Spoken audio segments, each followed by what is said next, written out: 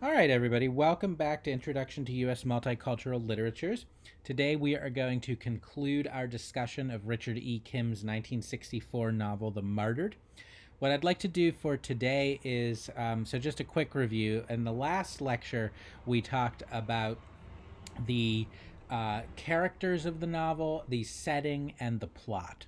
And what we were doing there, particularly in talking about the characters, we're trying to understand this as a novel of ideas, a novel in which the different characters stand for different ideological, religious, or political positions, and how that the novel sort of dramatizes this conflict among people of different intellectual and ideological positions. We also discussed it as a realist novel, a novel that is a portrait of everyday, ordinary people.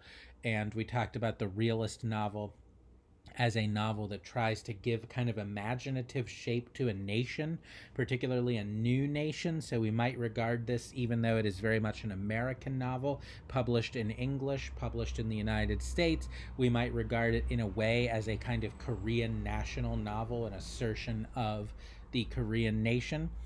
So we talked about the setting, the plot, and the characters under those headings. What I'd like to do today is to talk about the novel's themes. We've only begun through discussing the characters to hint at the themes, but I would like now to pick out some passages that illustrate what are the themes of the novel as I see them. However, before we do that, I think we do need to understand the rest of the development of the plot.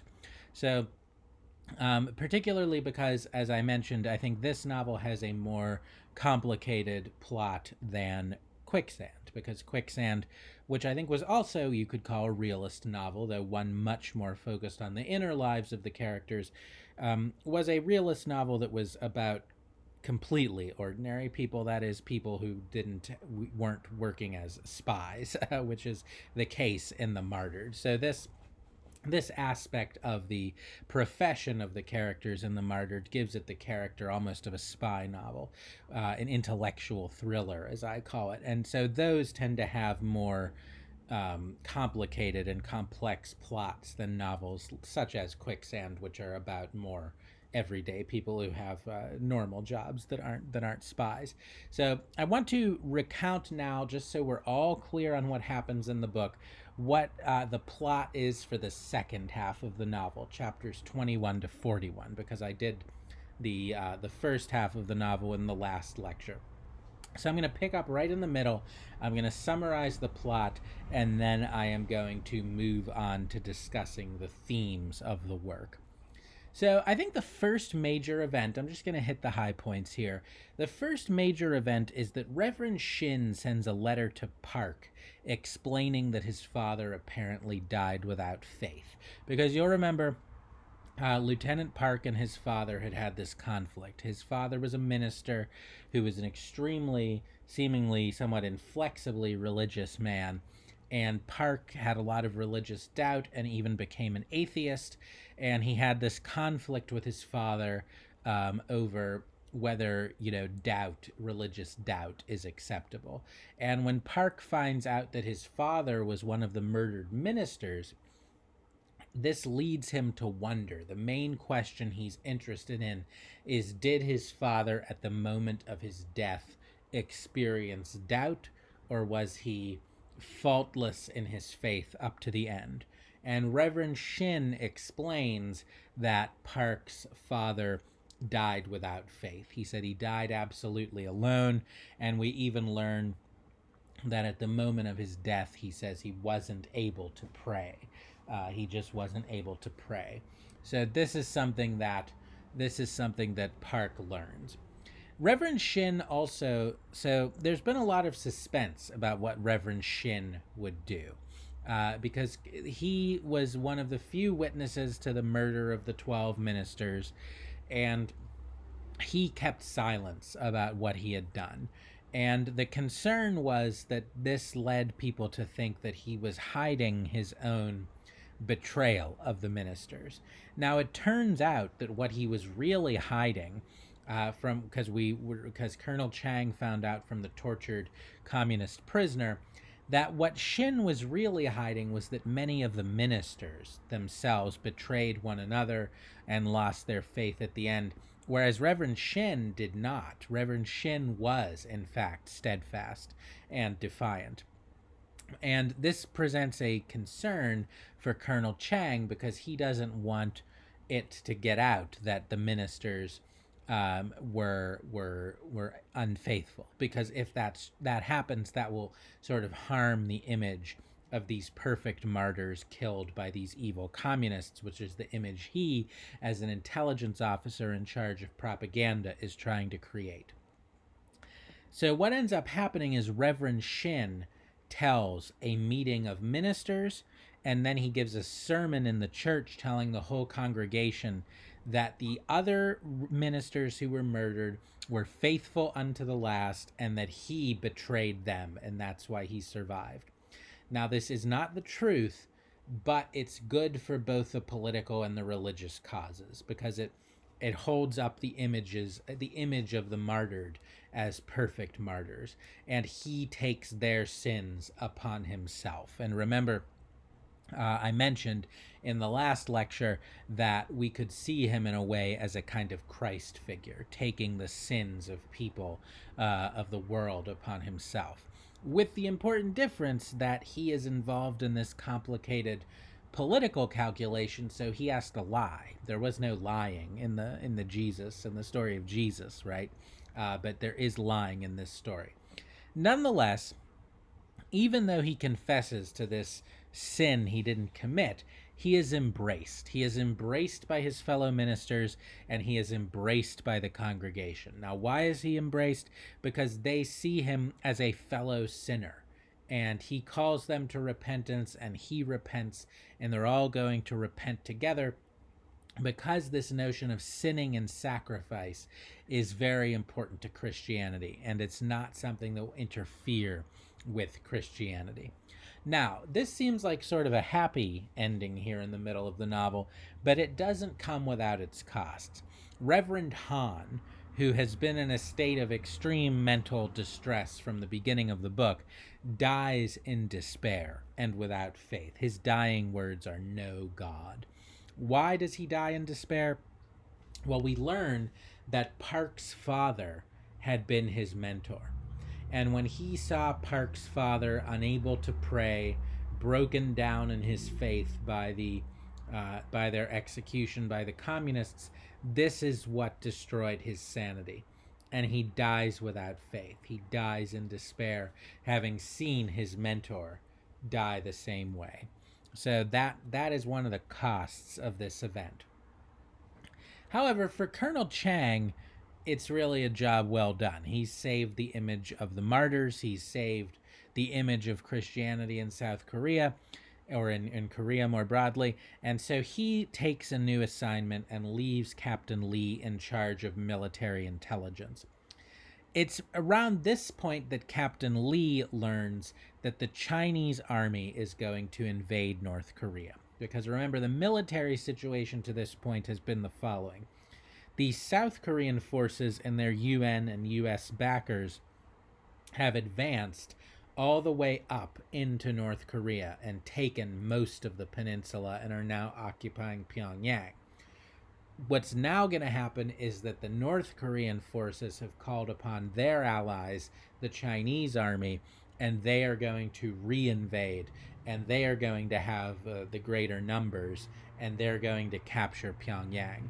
And it's clear that that's going to happen, and realizing that they're going to be defeated, the South Korean forces are simply going to retreat to the south without defending the city.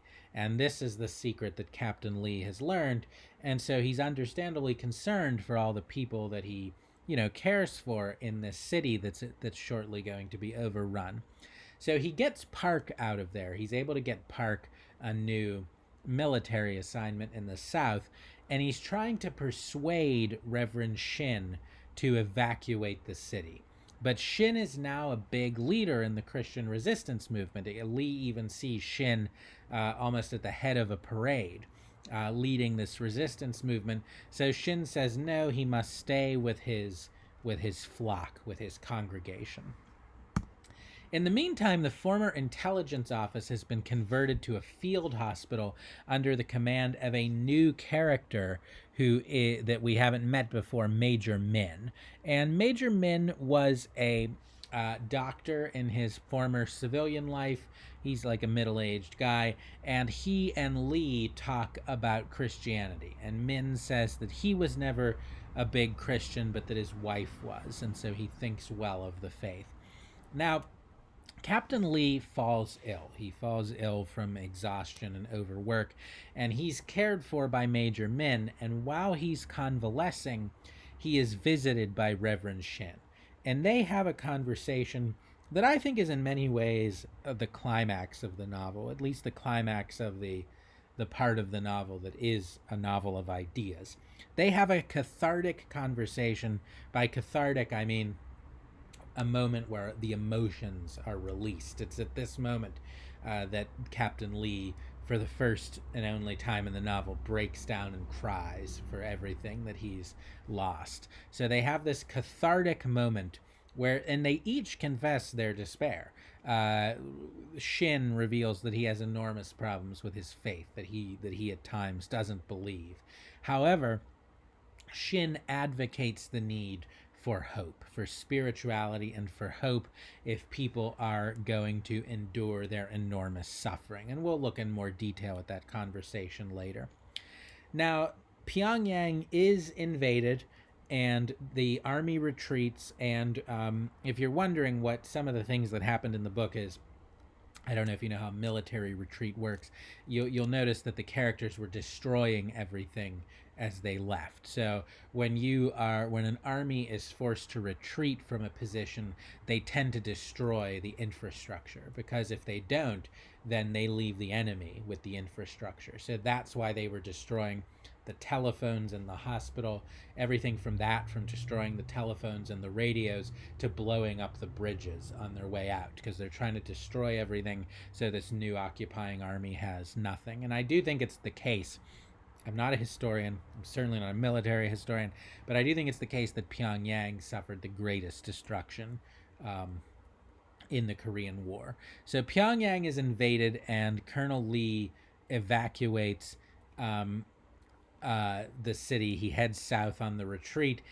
Reverend Shin remains in the city, and Major Min, interestingly, he was starting to go on the retreat, but he couldn't leave his patients. He's leaving, because consider his dilemma. He's a doctor, and he's abandoning a hospital full of his patients, and he decides he can't do that, so he heads back into the city, even though that probably means his death.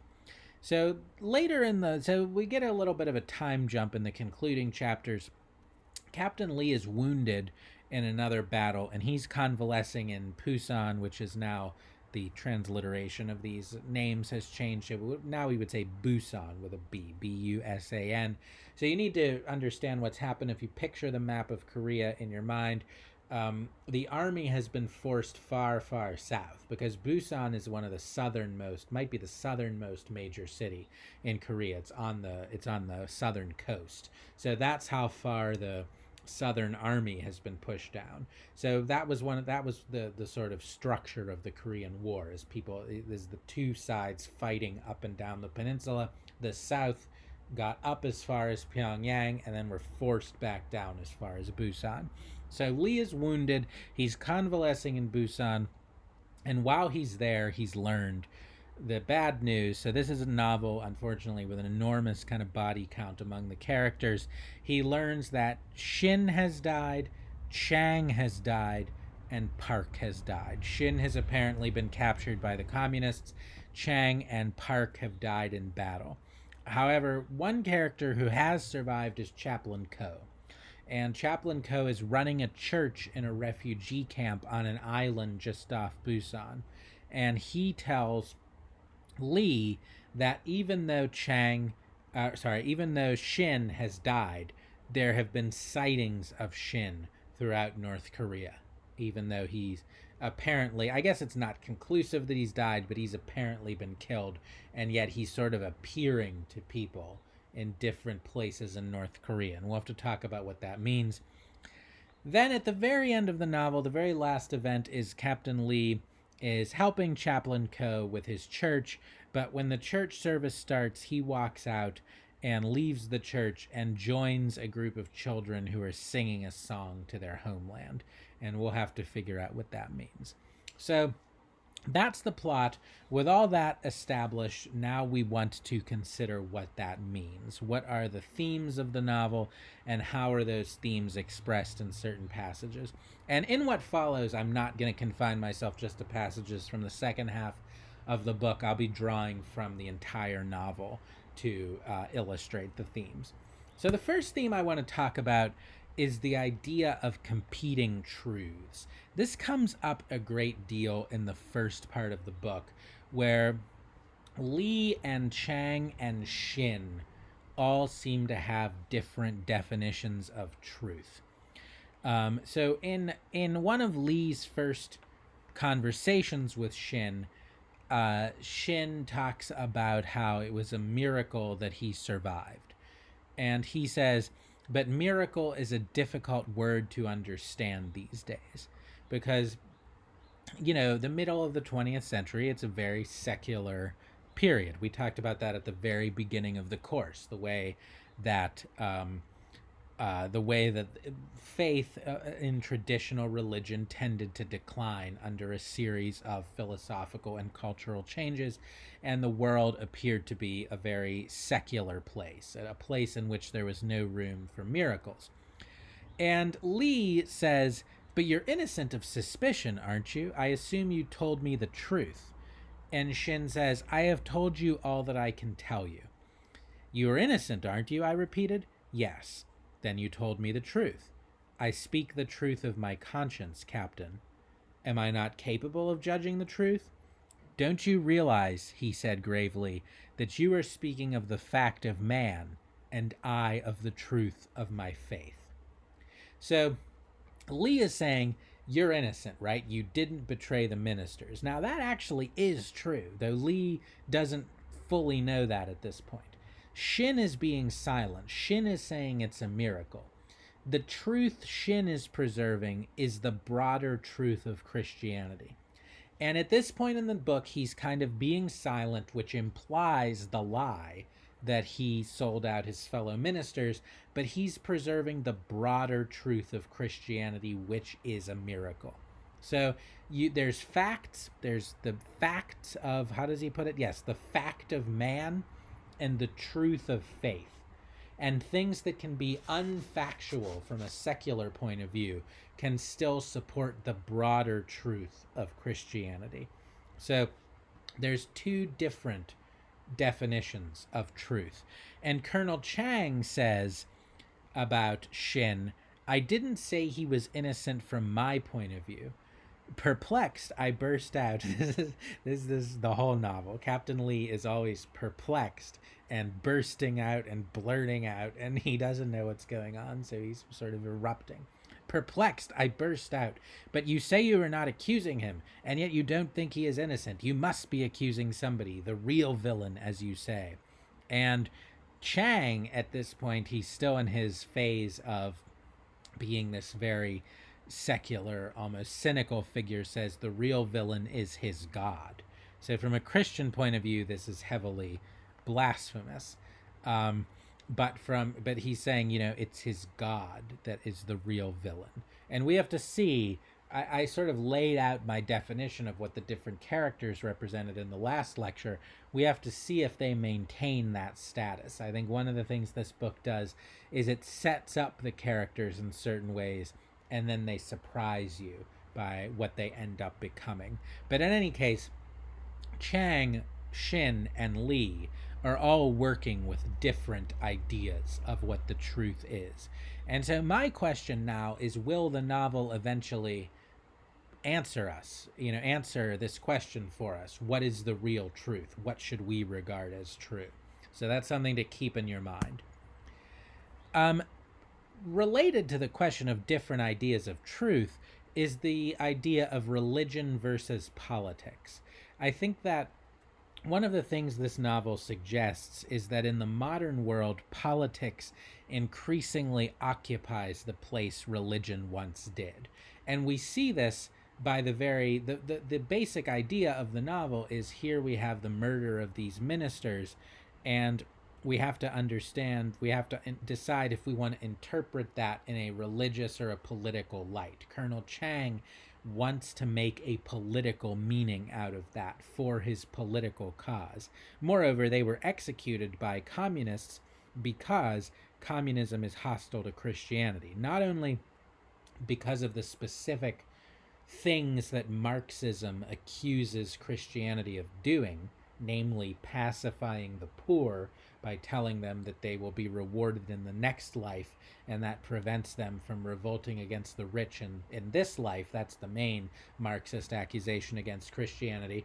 But also, I think we could argue from outside a Marxist paradigm, looking at it objectively, that because it is a totalizing secular worldview that is in many ways like a religion, it seeks to sort of tell you how to interpret every aspect of life, it can't tolerate rival religions. So for all these reasons, politics seems to supplant religion in the novel, both on the communist side and on the liberal democratic capitalist side. And we see that in certain passages. So there's a moment in the early in the book where Colonel Chang says, you'll note Captain Lee's first line of dialogue in the thing I've excerpted, I don't understand. Captain Lee is just perplexed throughout the book. And Colonel Chang says, I'm waiting for Shin and Han to confess that they gave their confessions to the Reds, because he thinks they sold out the ministers. That later turns out not to be true, but that's his initial suspicion. But what I'm interested in is this word confess. I'm waiting for them to confess to me that they gave their confessions to the communists. And he's using the word in a political sense, but this is a very important word in the Christian religion. And so this very important, at least in, I don't know about various iterations of Protestantism, but at least in Catholicism, it's a sacrament. It's a very holy act. When you make your confession, you confess your sins, and then, you can be forgiven. And he's using it in this wholly political sense. He wants them to confess to him, as a representative of South Korea, that they confessed to the North Koreans. And so you see this very grave, important religious concept being used in a political sense. I think it comes out even more a couple pages later when we learn that the reason Reverend Shin's church was spared and Reverend Park's church was almost destroyed. That's the half-destroyed church across the street from the intelligence office at the beginning of the novel, where the bell clangs. But Reverend Shin's church is wholly intact. Colonel Chang says, oh, that wasn't luck. That wasn't a miracle. We saved it intentionally. He says the strategic value of saving the church was greater than smashing it for an immediate tactical gain. So he says, they wanted to destroy it because the communists were occupying it. But he said if we destroyed it, that would weaken the morale of Christians.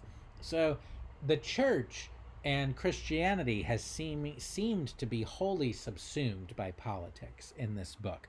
And I again think that sets us up with a question. Will there be anything left of religion by the end of this novel, or will it have been wholly consumed by the political? And, there's even a moment where I think Colonel Chang says, fellowship in the service of God ought to mean more than fellowship in the service of a state, if you believe in God, that is. And so the state is competing with the church. The state is competing with the church in the modern world. And again, I want to insist, this happens on both the communist and the anti-communist side. It's not really a question of the political left versus the center or right or whatever. It seems to be just a universal truth in the modern world that the state is competing with the church. And we want to see how that plays out in the novel. And I just put this passage from page 46 on here, because it plays out in the individual lives of the faithful and of the clergy, where Chaplain Coe was mixing, he was working as an intelligence agent while working as a pastor. And he says, when a pastor begins to be suspicious of members of his congregation, even of his elders, well, he is betraying them. So for him, it's very painful, this mixing of politics with religion. It adulterates what ought to be his spiritual relationship with his congregation. So it's harmful in that way. It's harmful to religion, I think the novel suggests, and it's harmful to politics, because one of the reason all these things are happening is because, as Albert Camus said, in the modern world, secular political movements are trying to have the authority of religions. The state becomes the new church. And along with that, I think there's this question so I mentioned, maybe even in the lecture before last, that this is an anti-communist novel. It's written sort of wholly from within the perspective of people fighting against communism. And I suggested that Richard E. Kim was able to write this novel in America, and some of his education was probably funded when he was writing this novel in America covertly by intelligence agencies of the West, particularly the CIA, because they were interested in promoting anti-communism in the arts and in the humanities. However, I do not think this is simply a propaganda piece. And I think there are passages throughout the book that suggest to us that, as I put it on the slide, that extremes meet, that the two sides in the war, the communist and anti-communist side, are mirroring each other, because the business of war, which requires such dirty deeds as espionage and torture, are being committed by both sides. So very early in the book, Captain Lee says to Shin, I understand your feeling toward those whose business is to interrogate, prosecute, and execute people. Perhaps you judge them all alike, regardless of whether they are North Koreans or South Koreans or whatnot. Okay? So there's this kind of almost this equivalence. Even if you don't think the two sides are ideologically or morally equivalent, they're committing a lot of the same acts. And we see that on page 85 when the communist prisoner that Colonel Chang is having tortured says, I know you're kind, the prisoner went on calmly. We knew enough about you. You and I are in the same trade. So if you're involved in espionage, if you're involved in propaganda, if you're involved in torture, maybe one side is doing it in a bad cause and one side is doing it in a good cause, but the acts themselves are bad. And there's a danger that the side that's doing it in a good cause becomes just as bad as what they're fighting about. Okay, that's what I mean by extremes meet. These kind of two sides begin to mirror each other. And I think while Kim is undeniably on the side of the South and on the side of liberalism against communism, I think there are these concerns. And I do think, though, that there are little hints in the book that the communists are worse. And I think the main hint comes when we get our explanation for what actually happened to the ministers. So, under confession, the communist prisoner says, under torture, the communist prisoner confesses. He says, apparently the Reds had arrested the ministers for possible future use as hostages. They were not supposed to be murdered. So Park says, then why were they murdered? And Colonel Chang says the commandant and his aides had a party one night. They got drunk. They came down to the jail. They ordered up some prisoners out into the torture chamber. They beat them up. They're not satisfied with that. They have Christians in the jail. Essentially, the communists, how can I put it? The communists don't even do bad things just for their own gain. But in this book, they get drunk and gratuitously torture and kill people. So that, as far as the viewpoint of this book goes, the viewpoint the book invites us to inhabit, it suggests to me that the communists, in Kim's view, are worse. That they have these kinds of drunken orgies of violence and torture. And we don't see that on the South Korean side. The South Korean side is represented as doing bad things, yes, but for pragmatic political purposes. The communists seem to be in a kind of insane frenzy. And so that, I think, is how the book, while it worries over the potential moral equivalence of the two sides, nevertheless comes out on the side that the communists are worse. Okay? So that, I think, is how the book saves itself as an anti-communist document. Now we need to get into some of the religious and spiritual themes of the book and see how they echo the political themes. So I've labeled this slide National Theodicy. So theodicy, Theodica, that might not be a term you're familiar with. It's a term from religion, from theology, and despite the fact that it's an unfamiliar word, it has a very simple meaning. Theodicy is the explanation of how bad things can happen if God is all powerful and all good. Because remember, in Christianity, God is supposed to be all powerful. He's omnipotent. And he's supposed to be a totally benevolent, totally good force. Now, if this is true, how can evil occur?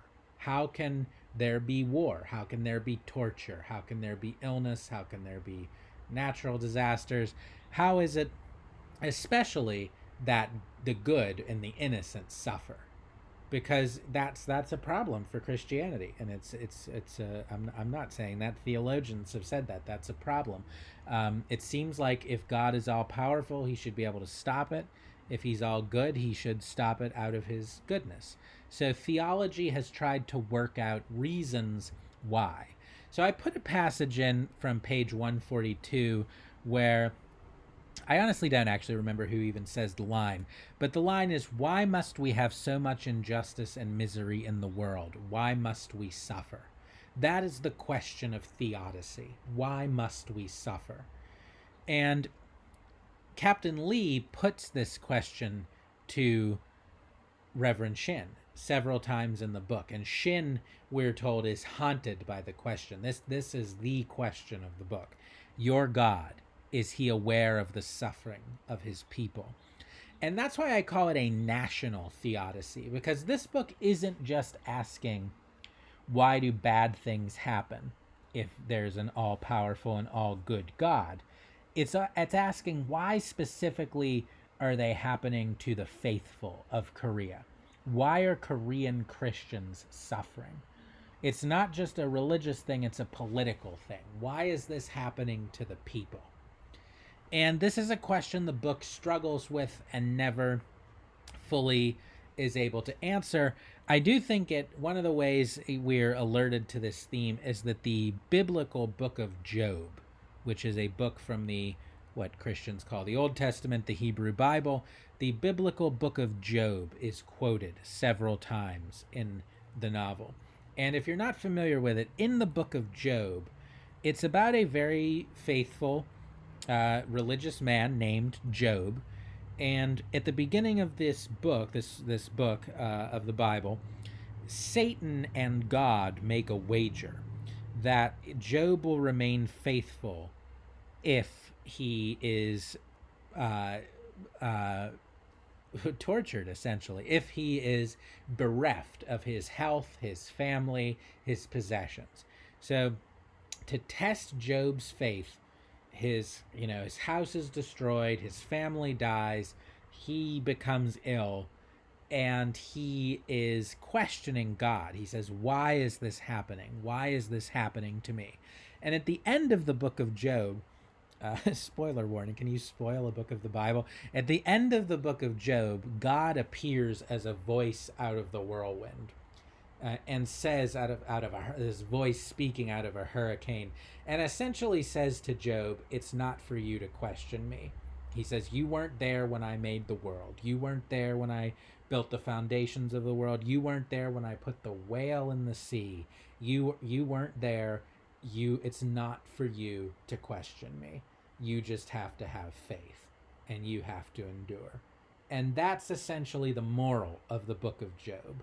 And the book of Job is quoted throughout the novel. It's quoted it was read to Reverend Park when he was dying, as Reverend Shin relates in his letter to Lieutenant Park, and then Lieutenant Park reads from the book of Job in the kind of sermon he gives during the memorial for the ministers. So the book of Job is, I think, the key allusion for this novel's questions. Why must people suffer? So we'll want to keep an eye on what answer we get to that question of theodicy. Why do bad things happen to the innocent, to the faithful, to the good Christians of Korea? Why is this happening? Along with that is the question of, does history have any intelligible meaning at all? There's a moment, I want to quote the second passage here, where Colonel Chang says, "Do you realize that ever since Christianity came to this land, these people have never had a peaceful day? After all the persecution by Chinese, Koreans, Japanese, and now communists, they are still here. Where do they get this ability, even liking for suffering?" So, for Christians, there's a lot of suffering in this world, but it's kind of leading to something. You're sort of offering it up as a sacrifice. You offer your own martyrdom up as a sacrifice for the eventual kingdom of God, when Christ will come back and reign on earth. So for Christians, history has a transcendent meaning. That's why in his letter to Lieutenant Park, Reverend Shin reports that Reverend Park was happy that his son was going into history. He says, "If one is a good historian, he must transcend the particulars in human history to discover the general. And once he does that, he will inevitably come to the large question of whether or not history must have an end one day. Thus, he will have to face another, larger question, not as a historian, but simply as a man. If he does that someday, then I shall have to admit that we are not so far apart from each other as it might appear." And then that's what Reverend Park said. Shin says, "I remember saying to him that perhaps he had some sort of teleological question in mind. No, he said it was an eschatological question." So we have more big words here. So teleological refers to the idea that history has a purpose. So a telos, T-E-L-O-S, means a purpose. History is all moving toward a purpose. This is not necessarily a religious idea. Let me explain how. So communists, who are the main villains in this novel, they have a teleological view of history. Karl Marx said that all of history is the history of struggles between classes, an exploiting class and a class that the exploiting class is exploiting, the exploited, the oppressed. And that eventually what would happen was the exploiting class would fully overcome the exploiter. Sorry, let me draw back. Let me use different terms. The oppressed class would fully overcome their oppressors and institute a society of equals. That's what communism is.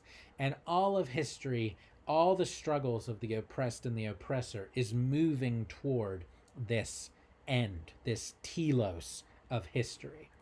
But that's a secular idea. I mean, just barely, I have to say. Don't tell the Marxists I said that. That's just barely a secular idea. But that is a secular idea, that all of this will happen through human agents, through human actors. They will eventually get to an end of history. And Reverend Park says, no, that's not what I mean. I mean something more than teleology. I mean eschatology.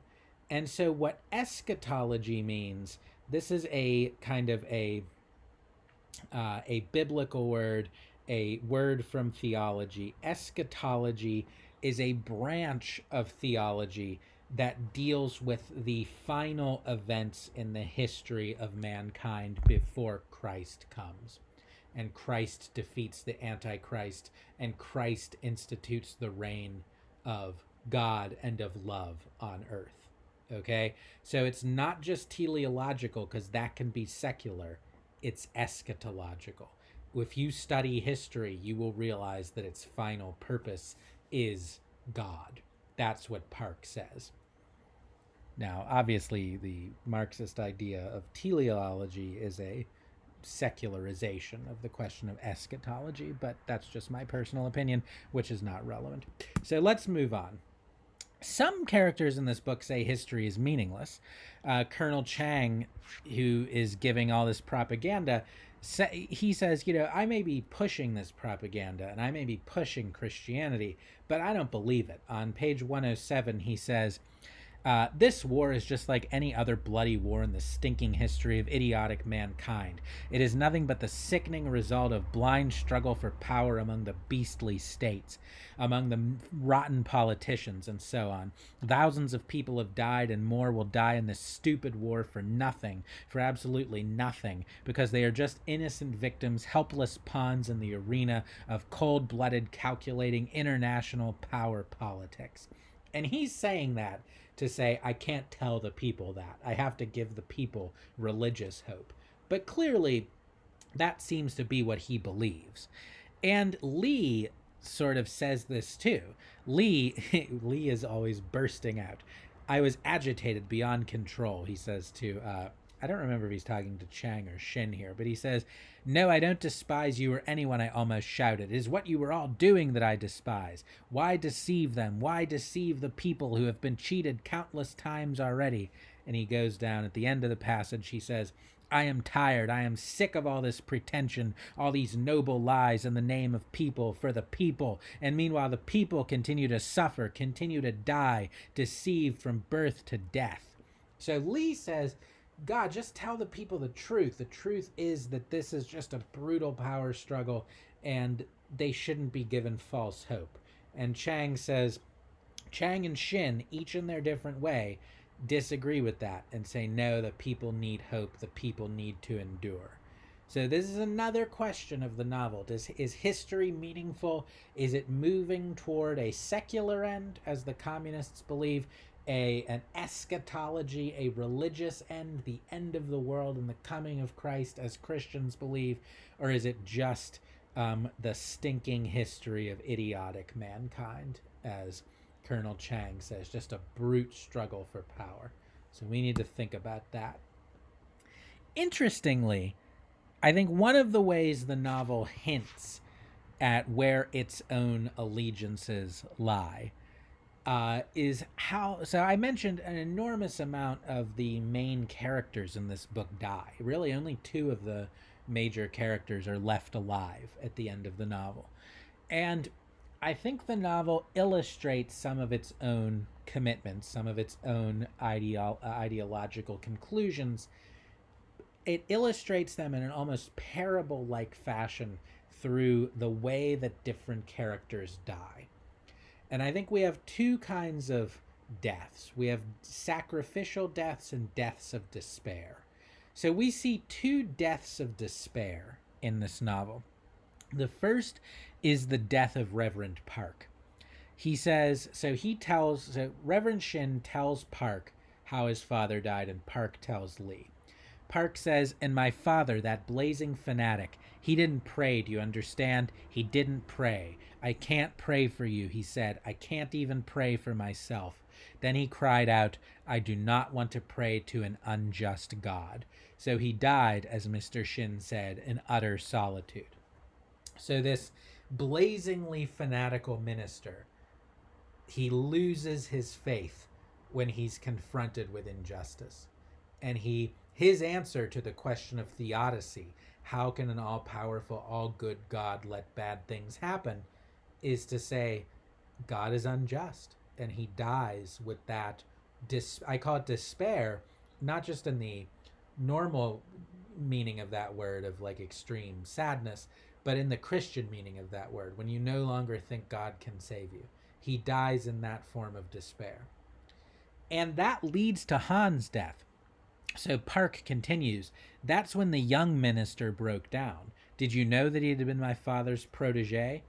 And this information follows what was already portrayed, which was the death of Han. The young man's eyes rested on Mr. Shin for a second. Then his head rolled to the right. His mouth twitched. A second later, we heard the faint, broken voice. No God, no God.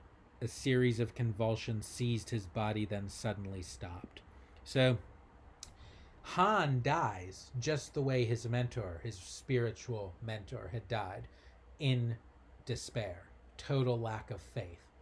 So does the fact that these two ministers died with a total lack of faith, does that imply that the novel is against faith? Well, let's see. So I think a slight counterexample here is the death and the aftermath of the death of the Reverend Shin.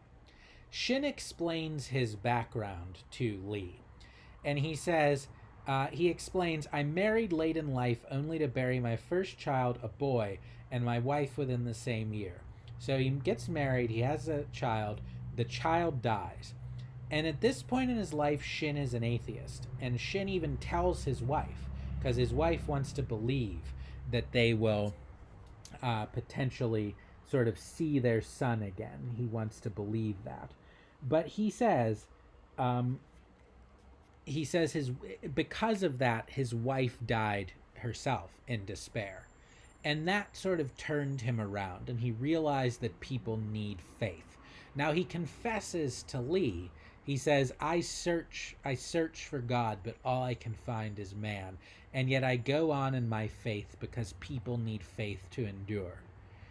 And then he dies in what I want to call a sacrificial death. He does not leave the city. He does not abandon Pyongyang. He stays with his flock, with his congregation, and he is apparently killed. So he dies, and it's interesting to contrast that with the deaths of Park and Han. Park and Han died in despair because they could no longer believe.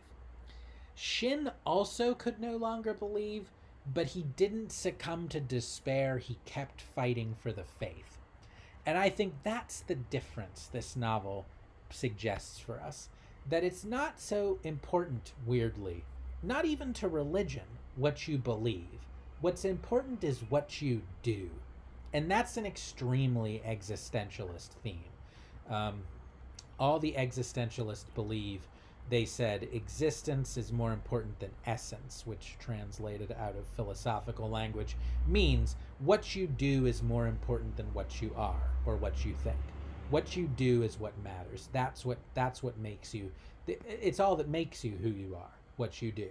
So even though all of these ministers are shown to be faithless in the end, it's Shin who keeps the faith. And the reward for that, for him and for, I would say, the Christian reader of the novel, is this report of his, how can I put it? So in the Gospels, Jesus is executed and then ascends into heaven, but there's reports of people citing him all over the place after his death. And the same thing happens to Reverend Shin. What puzzles me is there are many people not from Pyongyang who say that they have seen him. Chaplain Ko says to Lee, Mr. Shin is everywhere in North Korea. So if Mr. Shin has been the Christ figure of the novel, there's a hint, there's a suggestion. It's either a secular suggestion that he hasn't died, but it sounds like people are seeing him in too many different locations for that to be possible. They all insist the man they claim to have seen fits my description in every single detail. So do we have a miracle here? Do we have spiritual transcendence? Is Reverend Shin sort of appearing to people almost as a saint, as a Christ figure? And if so, how can he do this? I would argue he kept the faith, not based on what he believed, but what he did. He was saved from a death of despair by continuing to act for his congregation, continuing to act for faith. And so he was saved from a death of despair. And I think this novel is imagining that there's a Christian reader, and the Christian reader can be very satisfied with Shin's end, that Shin and miraculous reappearance. But I think this novel is also imagining a secular reader, is also imagining an unbelieving reader. And what does the novel have to say to that reader? Well, I would point to the sacrificial deaths of characters who are not shown to be faithful or who are shown to struggle with faith. So, Colonel Chang dies a noble and brave death. And it's a death that's described as a sacrifice. And we don't need the details, but the idea is that he essentially uh, exposed himself to danger to save the troops under his command. He sacrificed himself to save his men. And it seems to have happened the same way with Park. When Lieutenant Park died, he led the survivors of his company in a heroic defense of a critical mountain pass, superbly demonstrating his ability as an inspiring Marine officer until the last man and the last piece of equipment of his battalion were established in a new position of strength. So he fought off in advance of the enemy so that other people in his troop could go to safer ground. So he too sacrifices himself. Finally, Major Min, and all of these characters, so it seemed like Park was returning to the faith at the end of the book, but he had been without faith for most of it. Colonel Chang seemed completely cynical about faith, but it ends with it was Colonel Chang's wish for Chaplain Coe to use the money he bequeaths to purchase Bibles for the church. So he ends. Did either of these two people believe in God at their death? We're not told. We don't know. But the important thing is that they sacrificed themselves for others. And I think that contrasts with the deaths of despair, which were deaths of despairing belief of Reverend Park and of Reverend Han. The important thing for this novel is not what you believe, but what you do. Finally, Major Min, he is almost out of the city. He's almost safely evacuated from Pyongyang when his jeep swung out of the line of vehicles. He shouted to be "Goodbye, Captain Lee." Before I had a chance to speak, his jeep lurched forward, then roared back into the city. In other words, he sacrifices himself to care for his patients. So all three of these men died to sacrifice themselves for others, and the question of their belief was irrelevant. And I think that might be the advice the novel gives to its secular reader, what I'm calling secular transcendence. And I want to look at something that Major Min says right before he leaves the hospital on his evacuation that he later decides not to do. He leaves a note to his counterpart because he's imagining the North Korean army will bring a doctor in who will take over this hospital. And he says, "I want to leave a note to my counterpart on the other side. I don't care if he is a Chinese or a North Korean or a Russian. If he is a real doctor, he will read it and know what I feel." And I think the idea here is that there are some things that should be bigger than political ideology. And one of them is the practice of medicine, that if you're a doctor, you should have certain loyalties to that profession and to the care of patients and to the art of medicine that should transcend your ideological beliefs. And I would even go so far as to say that when Richard E. Kim was writing this novel and was writing this novel and structured it as a novel of ideas where even ideas that he didn't agree with get their say, and we're offered a secular form of transcendence and a spiritual form of transcendence. I think the idea there is that the art of literature should transcend ideology, that literature should offer different things to different readers and should represent the world in a somewhat impartial and objective light. A realist novel should be an objective account of reality and should give different figures, different types of believer their say.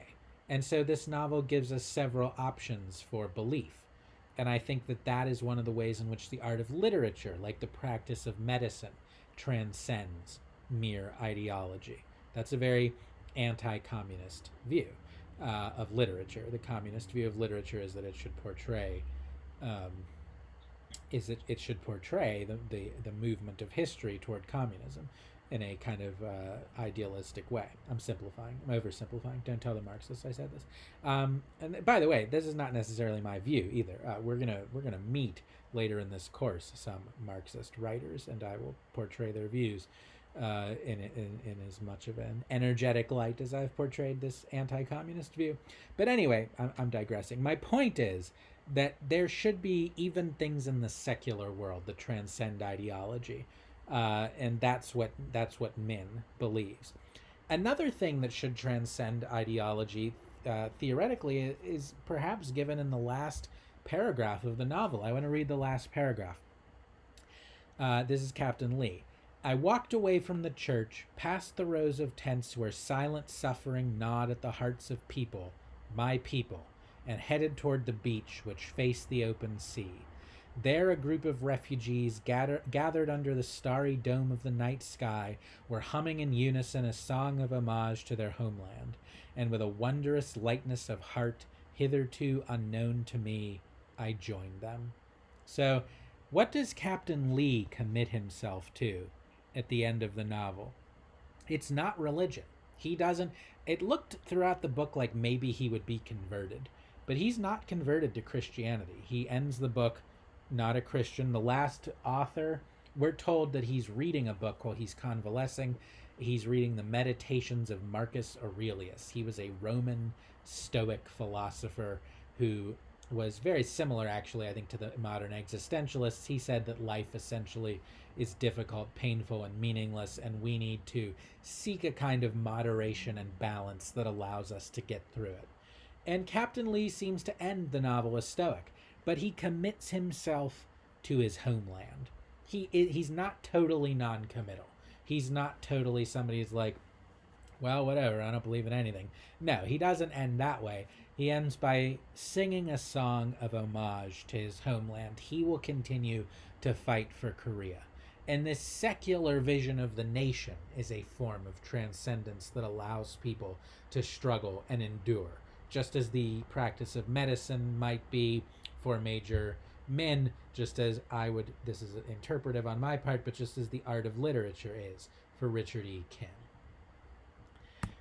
The main thing, though, and here's where I want to end, I think the main thing this novel leaves us with, the main advice and counsel it gives us, is one of hope and endurance. Does this book answer all questions of truth that it raises? It doesn't. It says there's religious truths and secular truths. There's a religious end of history and a secular purpose of history. Is Reverend Shin, is he reappearing in spiritual form to shepherd his believers? Some people say yes, some people say it's hard to believe. So this novel does not settle every question of truth it raises. It does not tell us if we should be Christians or not. Some characters are Christians, some characters are not.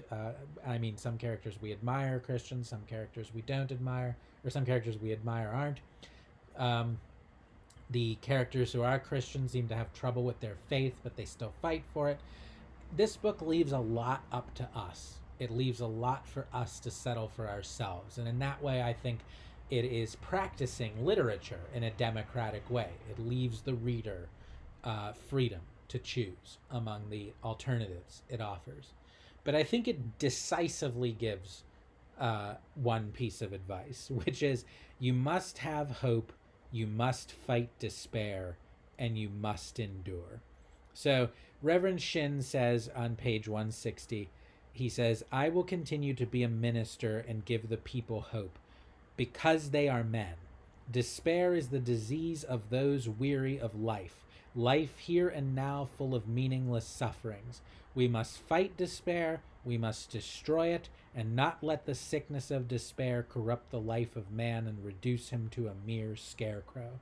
So he says, if we just say that life has no meaning, then all this suffering is for nothing and people won't fight for a better life.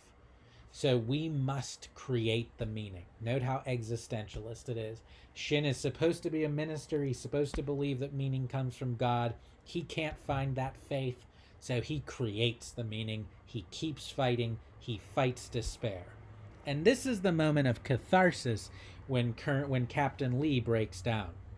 And for the first time since the war, I abandoned myself to uncontrollable tears, my contrition, that is his apology, he's sorry, for my parents, for my countrymen, and for those many unknown souls I had destroyed. Because remember, he's killed people in the war, so he feels repentant about this. Courage, he said, Reverend Shin said gently, laying his hand on my shoulders. Courage, Captain. We must hope against hopelessness. We must dare to hope against despair, because we are men. And I think one of the last things, if not the last thing he says, 20 pages later to Lee, love man, Captain. Help him. Bear your cross with courage. Courage to fight despair. To love man. To have pity on mortal man. So we end the novel, I think, with that advice. Whatever you choose to believe, you've got to believe something.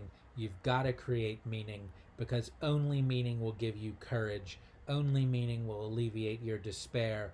Only meaning will send you out when everything seems hopeless, to fight for your values, to fight for what you believe, to take care of your patients if you're a doctor, to finish your book if you're a novelist.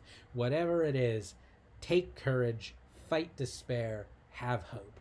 That is what this book leaves us with. And so in that way, it's an extremely affirmative book, despite the bleakness of its setting, the bleakness of its tone, the bad ends that come to so many of the characters we are asked to care about. We are still left with this advice: take courage, have hope, fight despair, fight on. And so that's where I think this book leaves us. And with that, I think we're ready to conclude this unit on the tragically, soberly realistic, and yet in this novel, hopeful culture of mid-century. And now we're going to move on to postmodernism. That will be the topic of my next lecture. I will see you for that. Have a great day.